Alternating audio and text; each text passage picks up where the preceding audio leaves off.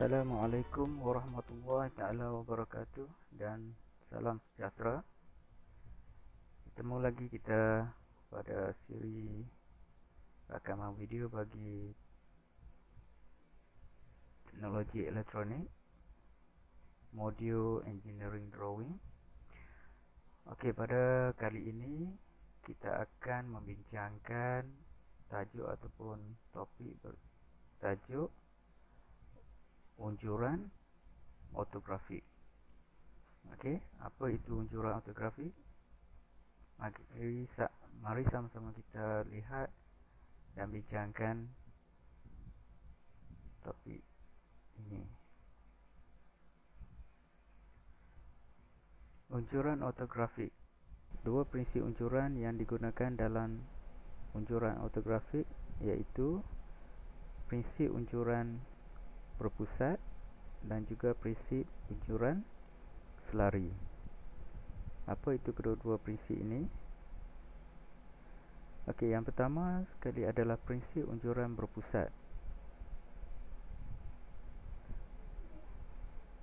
Prinsip unjuran berpusat ini kalau kita lihat daripada gambar rajah ini, titik pandangan ataupun titik tempat kita melihat berada pada satu titik, iaitu pada satu pusat, dan kita lihat terus kepada objek. So gambaran pada satah ini kita dapat lihat bentuk pada sisi ataupun bahagian yang kita lihat secara berpusat.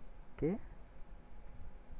trajectory ataupun view pandangan kita melalui satah unjuran kepada objek yang kita lihat.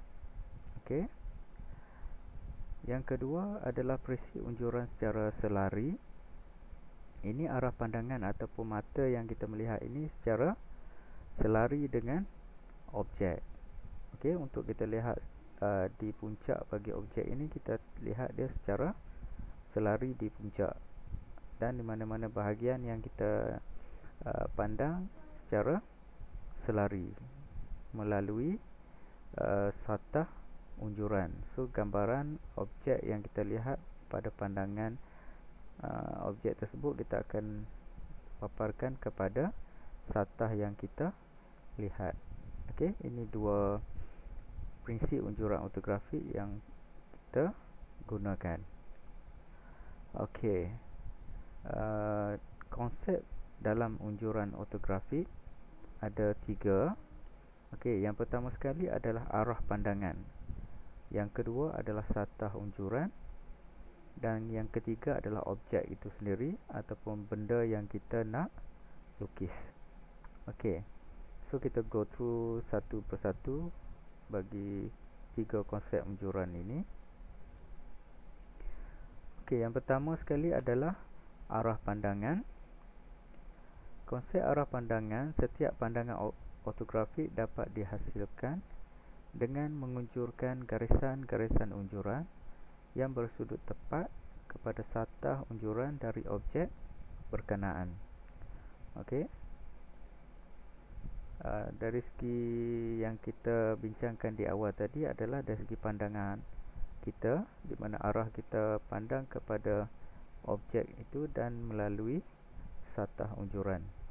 Okey, ini yang dimaksudkan arah pandangan, di mana view ataupun pandangan yang kita lihat.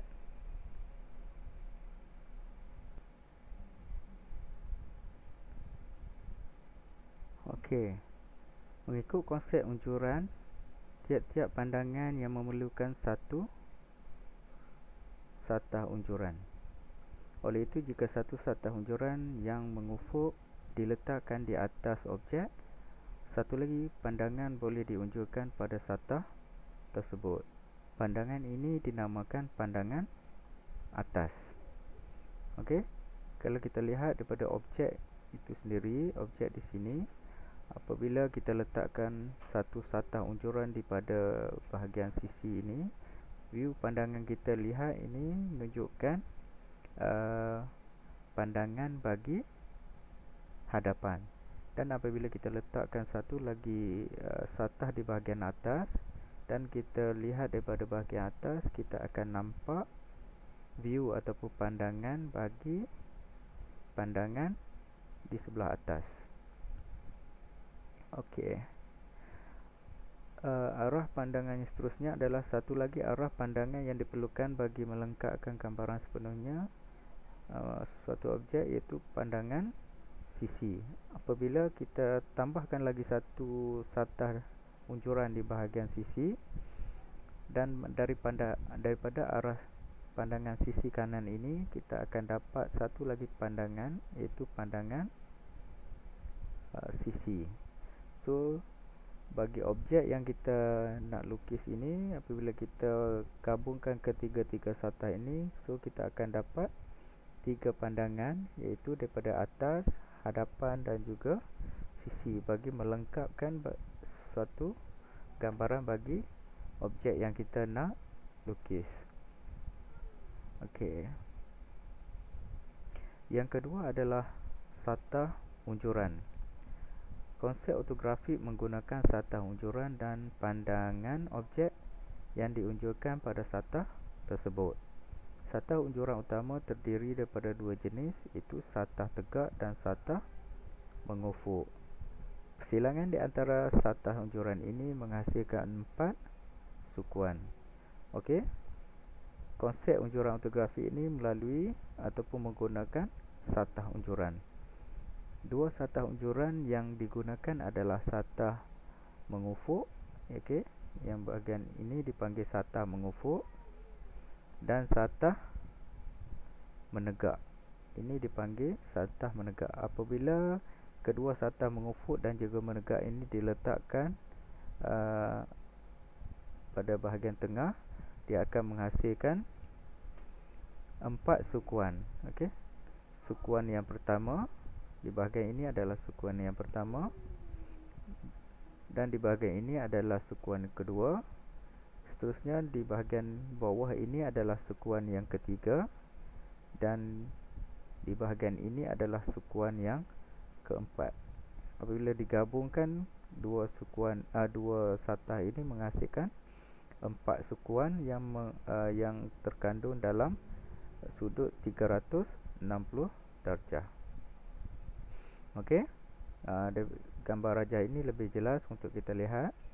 Okey, sudut pertama ataupun untuk sukuan yang pertama, sudut yang kedua ini adalah sukuan yang kedua, di bawah ini sukuan yang ketiga, dan yang keempat di bahagian sini.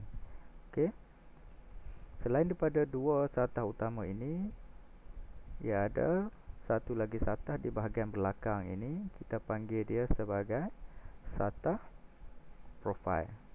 Satah profil ini bagi melengkapkan 3 satah utama bagi konsep unjuran ortografik. Okey, so setiap sukuan ini akan ada 3 bahagian, iaitu mengufuk, menegak dan juga satah profil. Okey, keempat-empat sukuan ini ada 3 satah yang terkandung dalam setiap sukuan. Okey. Yang ketiga adalah objek ataupun benda yang kita hendak lukis. Objek adalah benda yang akan dilukis dalam unjuran pertama ataupun unjuran yang ketiga. Objek yang dilukis biasanya mempunyai beberapa bentuk yang akan menguji pelukis dalam mendapatkan setiap pandangan. Okey. So dalam konsep unjuran ortografik ini ada 3 yang perlu kita fahami dan perlu kita ingat. Okey, yang pertama sekali tadi adalah dari segi arah pandangan, yang daripada arah pandangan tersebut kita dapat menghasilkan arah pandangan hadapan daripada atas dan juga di bahagian sisi. So arah pandangan tersebut ada 3, hadapan, atas dan juga sisi. Yang kedua adalah satah unjuran. Ada berapa satah yang kita bincangkan tadi? Ada tiga satah, iaitu mengufuk, menegak dan juga satah profil. Okey, dan yang ketiga adalah objek. Okey, objek yang kita nak lukis itulah. So ada tiga benda yang perlu kita ingat dalam konsep unjuran ortografik. Okey, pandangan unjuran ortografik. Arah pandangan bagi unjuran ortografik ada tiga yang kita bincangkan tadi, adalah plan ataupun bahagian atas, hadapan dan juga sisi. So pandangan daripada atas kita panggil dia plan ataupun pandangan atas. Okey, pandangan daripada hadapan dan juga pandangan daripada bahagian sisi. Okey, pandangan plan ataupun pandangan daripada atas. Pandangan plan ataupun pandangan di atas menunjukkan bahagian atas bagi sesuatu objek. Pandangan dari arah ini dapat menunjukkan ukuran panjang dan lebar objek. Okey, satu objek kalau kita lihat daripada bahagian atas, bahagian sini, ataupun kita boleh ambil view ataupun pandangan daripada sini, dijadikan dia sebagai pandangan plan. Sama juga objek ini di bahagian atas ataupun di bahagian sini. Alright, semua bahagian di bahagian atas sini dan juga sini kita boleh jadikan sebagai pandangan plan. Alright, pandangan hadapan. Arah pandangan hadapan sesuatu objek dipilih berdasarkan arah yang dapat menunjukkan ukuran panjang dan tinggi keseluruhan sesuatu objek sesuai dengan kedudukan objek itu seperti dalam rajah. Pemilihan arah ini juga mengambil kira arah yang boleh menampakkan bahagian-bahagian objek secara terus, bukan secara tersembunyi, atau dalam istilah lukisan bahagian-bahagian ini dipanggil bahagian ini paling banyak diwakili oleh garisan nyata dan bukannya garisan tersembunyi. Okey, maksudnya di sini adalah pada pandangan hadapan ia dilukis ataupun dilihat pandangannya pada bahagian yang mempunyai ukuran panjang dan tinggi bagi keseluruhan objek. Dan yang kedua adalah pada arah pandangan hadapan ini kita jadikan dia sebagai pandangan hadapan apabila bahagian tersebut mempunyai jumlah garisan ataupun bahagian yang kita boleh lihat secara terus, okay, berbanding dengan bahagian yang banyak garisan yang terlindung. Contohnya kalau kita lihat bagi objek ini, kalau kita jadikan arah sini sebagai arah pandangan, so kita akan tak akan nampak garisan-garisan ini disebabkan view ini garisan ini terlindung ataupun tersembunyi daripada arah pandangan ini. So kita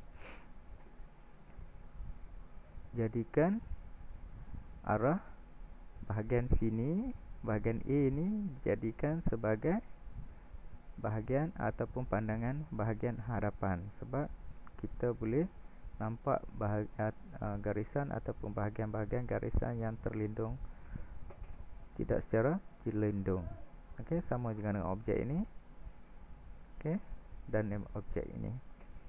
Bahagian yang paling sesuai adalah view daripada A. Okey. Okey, pandangan yang ketiga adalah pandangan sisi. Arah pandangan sisi yang dipilih biasanya mewakili dimensi lebar dan tinggi objek itu. Pemilihan arah pandangan sisi ini bergantung pada arah mana yang dapat menunjukkan bahagian-bahagian objek yang lebih banyak dengan garisan nyata berbanding dengan garisan tersembunyi. Okey, sama juga dengan pandangan hadapan.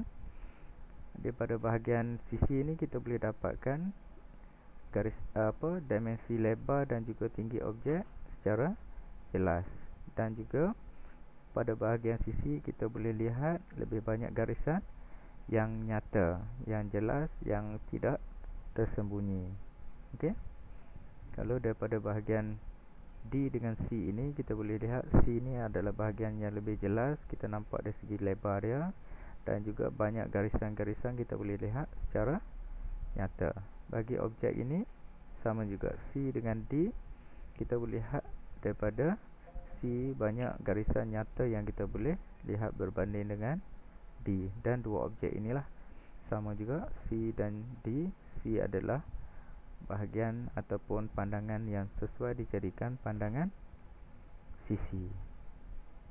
Alright. Okay. Take a fight, take a rest. Okay.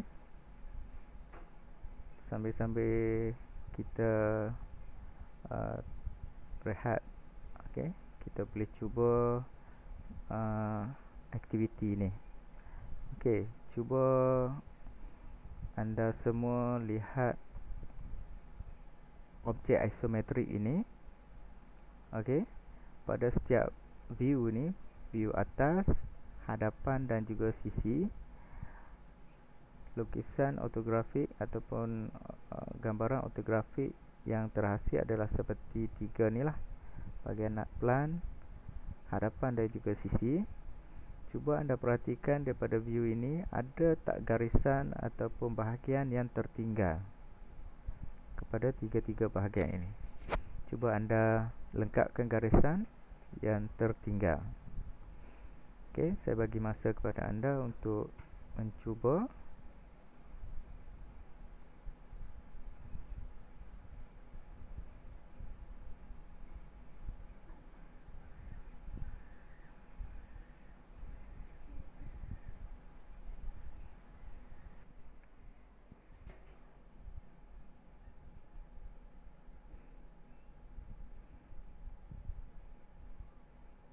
Okey, sudah boleh nampak bahagian yang tertinggal.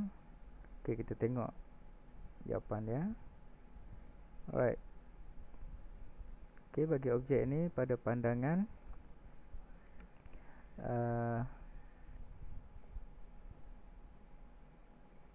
okey, ini jawapan dia. Pada pandangan hadapan kita dapat boleh lihat satu garisan yang tertinggal, iaitu di bahagian sini. Dan untuk bahagian sisi kita boleh lihat ada satu garisan tertinggal di sini. Okey. Nanti anda boleh cuba dan fahami bagi soalan aktiviti pertama tadi. Okey. Okey, cuba dengan aktiviti 2 ini, lengkapkan garisan yang tertinggal bagi ketiga-tiga pandangan ini, plan, hadapan dan juga sisi. Objek ini agak keliru sedikit, mempunyai banyak garisan ataupun banyak lengkuk. Okey, cuba anda cuba untuk mencari di mana garisan yang tertinggal.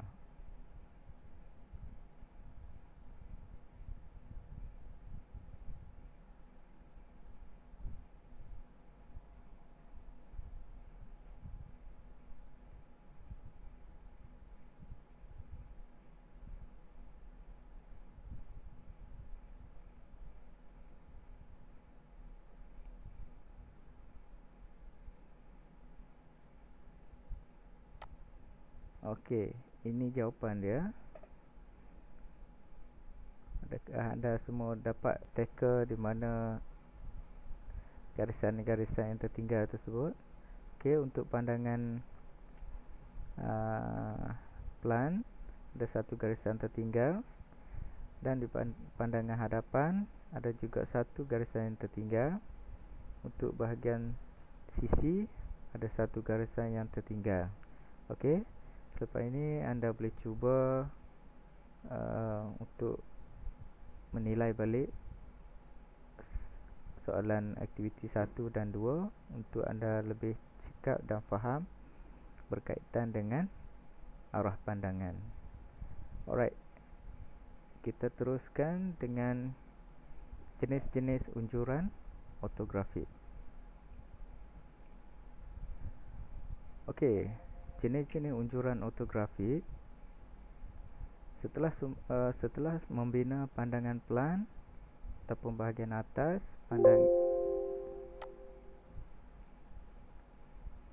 setelah membina pandangan plan, iaitu pandangan bahagian atas, pandangan hadapan dan juga pandangan sisi, seterusnya kita akan lihat jenis-jenis unjuran ortografik. Unjuran ortografi boleh dibagikan kepada dua jenis, iaitu unjuran sudut pertama dan juga unjuran sudut ketiga. Kedua-dua unjuran sudut ini banyak digunakan dalam lukisan kejuruteraan.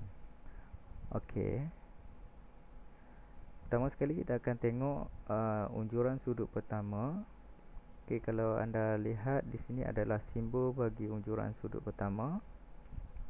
Okey, ini contoh lukisan unjuran sudut pertama. Okey, unjuran sudut pertama merupakan unjuran yang terawal dan tertua digunakan dalam lukisan kejuruteraan. Lukisan dalam sudut unjuran ini dianggap sebagai unjuran piawai tradisi British dan Eropah untuk kegunaan para arkitek dan juga jurutera. Dalam unjuran sudut pertama, objek yang hendak dilukis berada dalam satah sudut pertama. Kesemua satah ini bertemu di antara satu sama dengan lain pada sudut tepat. Okey. Ingat lagi tak di mana berada satah sudut pertama? Mari kita lihat. Okey. Ini gambaran satah-satah kita tadi. Ada satah mengufuk, menegak dan juga satah profil. Di mana sukuan pertama ataupun satah pertama? Ya, di bahagian sini. So, objek yang kita nak lukis tadi, apa objek yang kita nak lukis? Objek ini berada pada sukuan yang pertama. Okey. Kalau kita lihat di sini ada tiga satah. Satah mengufuk di sini, satah mengufuk. Okey. Dan kedua adalah satah menegak di sini. Okey, ini satah menegak. Dan yang ketiga adalah satah profil di sini, satah profil. Okey, so ada tiga satah ini merujukkan berada pada satah ataupun pada sukuan yang pertama. Apabila objek ini diletak kepada satah yang pertama, okey, atau pada sukuan yang pertama,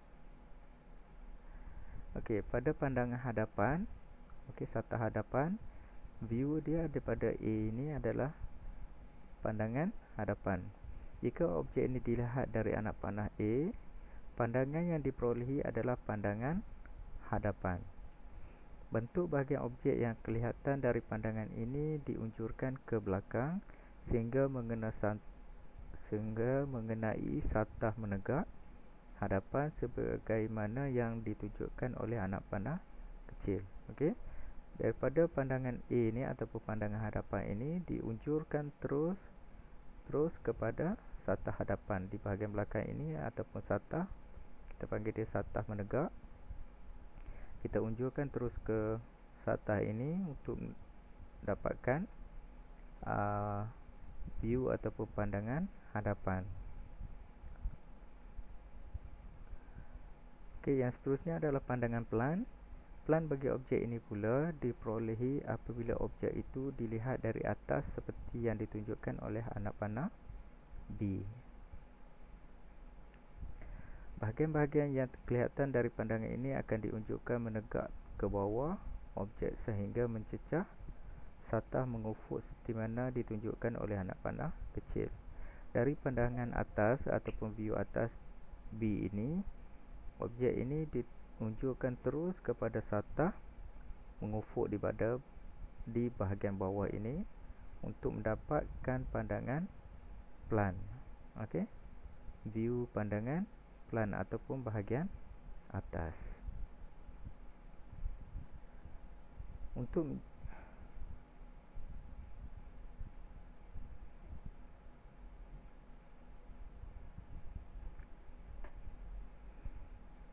sama juga di bahagian sisi ini, daripada pandangan C ini adalah untuk sisi objek. Apabila kita lihat daripada sini terus kepada satah profil di bahagian belakang ini, so kita akan dapat view ataupun pandangan sisi pada satah sisi ini.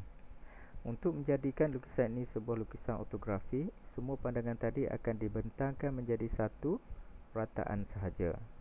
Raja menunjukkan kedudukan satah yang telah dibuka dan berada pada sudut pertama. Maka lukisan ini dinamakan lukisan ortografi pertama. Setiap gambar raja hendaklah diberi tunjuk agar pembaca tidak keliru. Okey, daripada satah ini, ketiga-tiga satah ini dan pandangan yang kita telah unjurkan daripada satah ini, kita buka dia. Satah profil ini kita buka, dan satah hadapan ini kita buka ke belakang, dan kita rentangkan dia menjadi satu hamparan rataan yang macam ni. So daripada objek tadi kita buka, kita akan dapat satu rataan atau gambaran bagi setiap pandangan kita tadi, pandangan ataupun view daripada A, B dan juga C. Itu pandangan sisi, hadapan dan juga plan. So gambaran ini kita panggil dia sebagai lukisan unjuran sudut pertama. Okey, sebab dia berada pada sukuan yang pertama. Okey, so secara keseluruhannya, bagi kita nak buat lukisan unjuran sudut pertama, ini adalah satah yang perlu kita buat. Okey, di bahagian sini adalah pandangan sisi, di sebelah sini adalah pandangan hadapan, dan bahagian bawah ini adalah pandangan plan. So dia sukuan yang keempat ini adalah bahagian untuk kita pindahkan ukuran ataupun silangan di bahagian atas ini ke bahagian sisi. So kita buat satu garisan yang bersudut 45 darjah. Okey, nanti kita akan apply ataupun gunakannya pada kelas-kelas amali nanti, praktikal. Okey. Okey, seterusnya kita akan tengok unjuran sudut ketiga. Okey, unjuran sudut ketiga ni adalah simbol bagi unjuran sudut ketiga. Okey, kalau kita lihat dengan unjuran sudut pertama tadi, dia ada berbeza sedikit. Tadi bahagian bulat ini berada di bahagian kanan, dan bentuk kon di sini berada di sebelah kiri. So untuk unjuran ketiga, bulatan sebelah kiri dan kon di sebelah kanan. Okey, apa itu unjuran sudut ketiga? Unjuran sudut ketiga adalah unjuran yang dikenali sebagai unjuran Amerika. Dalam lukisan unjuran sudut ketiga, objek yang hendak dilukis berada pada satah sudut ketiga. Okey, dia berada pada sukuan yang ketiga. Objek tadi berada pada sukuan ketiga. Satah-satah yang berada dalam sudut ini dibayangkan seolah-olah diperbuat daripada bahan lukis cahaya untuk membolehkan objek itu dilihat menembusi satah-satah lukis cahaya utamanya. Ketiga-tiga arah pandangan bagi objek ini akan diunjukkan ke hadapan objek sehingga mengenai dinding satah seperti ditunjukkan oleh anak panah kecil. Okey, kita tengok apa unjuran sudut ketiga. Okey, pada gambar rajah satah ini kita dapat lihat 4 sukuan, dan sukuan yang ketiga berada di bahagian sini. Okey, satah menegak berada di bahagian kanan, dan satah mengufuk berada di bahagian atas, dan di bahagian belakang ini adalah satah profil. So kalau kita tengok objek ini, dapat lihat tak objek di bahagian sini? Anda boleh nampak tak? Agak keliru di sini sebab ada 3 satah di sini.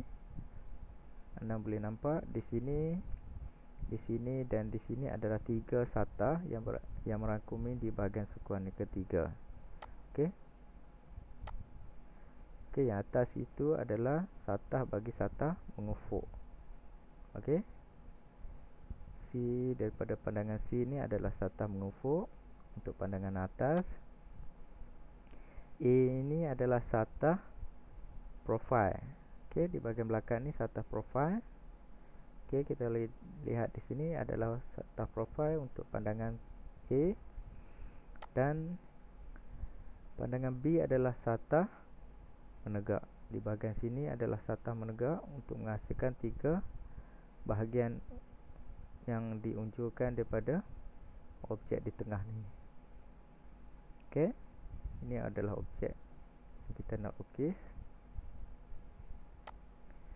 Okey, daripada objek di sukuan ini, di satah-satah ini, apabila kita bentangkan ataupun kita ratakan setiap bahagian ini, kita buka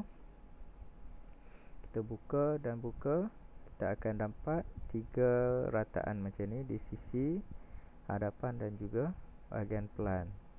Dan apabila kita gabungkannya, kita akan dapat garisan ataupun pecahan sukuannya seperti ini. Okey, untuk bahagian kanan atas adalah bahagian pelan, di bahagian kanan bawah adalah pandangan hadapan, dan bahagian kiri bawah adalah pandangan sisi. Dan untuk garisan 45 darjah berada di bahagian kiri sebelah atas. Okey, nanti kita akan gunakan kedua-dua unjuran ini, unjuran sudut pertama dan ketiga, pada latihan amali kita nanti. Okey, so anda boleh hafal kedua-dua jenis unjuran ini untuk kita gunakan semasa latihan amali nanti. Okey. Okey, itu sahaja untuk rakaman video pada kali ini. Diharapkan anda boleh faham dengan topik yang saya bincangkan tadi. Okey, untuk anda lebih faham dan lebih jelas, anda boleh rujuk dekat slide unjuran ortografi dan juga kertas penerangan yang saya lampirkan bersama dengan topik dengan video rakaman ini. Semoga anda semua faham apa yang kita bincangkan tadi, dan kita akan berjumpa lagi dalam topik-topik yang seterusnya. Okey, terima kasih. Assalamualaikum warahmatullahi taala wabarakatuh, dan salam sejahtera.